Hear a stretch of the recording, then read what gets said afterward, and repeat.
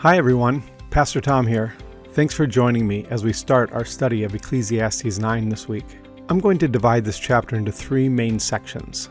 The first section describes how all people, good and bad, die. Just about every chapter the preacher has brought up so far this truth that everyone dies, and it's a key factor in his thinking. The second section has several commands.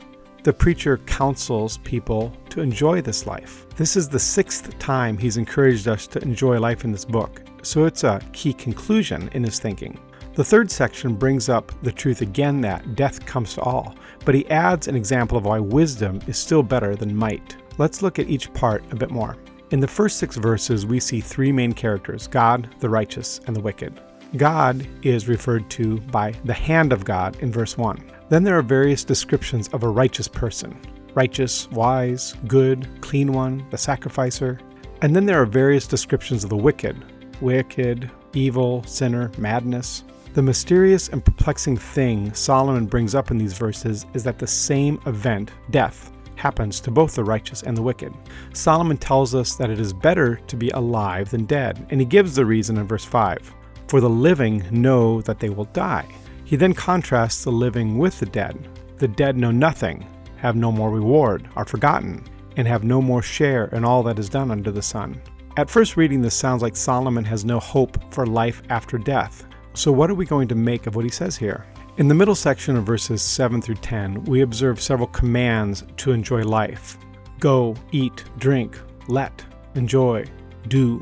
2 times God is mentioned. He says that he has approved what you do and the days he has given you. The reason for this enjoyment is given in verse 10. For there is no work or thought or knowledge or wisdom in Sheol, to which you are going.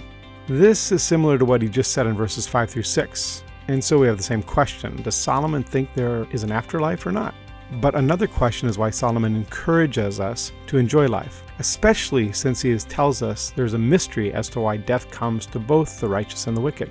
In verses 11 through 12, Solomon continues to level the playing field of life and makes a point similar to what he said in the first few verses of this chapter. Time and chance happen to all of them. There seems to be no advantage to being swift, strong, wise, or intelligent. He uses 2 illustrations of a fish being caught in a net and of a bird being caught in a snare, illustrating that death suddenly falls on them. But then he gives an example in verses 13 through 16 of a wise but poor man who delivered a city from a powerful king who besieged it. He says that no one remembered that poor man, and yet he still says that wisdom is better than might. So there's a third question for us. Why is wisdom better, even when a person doesn't get recognition for that wisdom? I'm looking forward to digging into God's Word with you this week. God's blessings.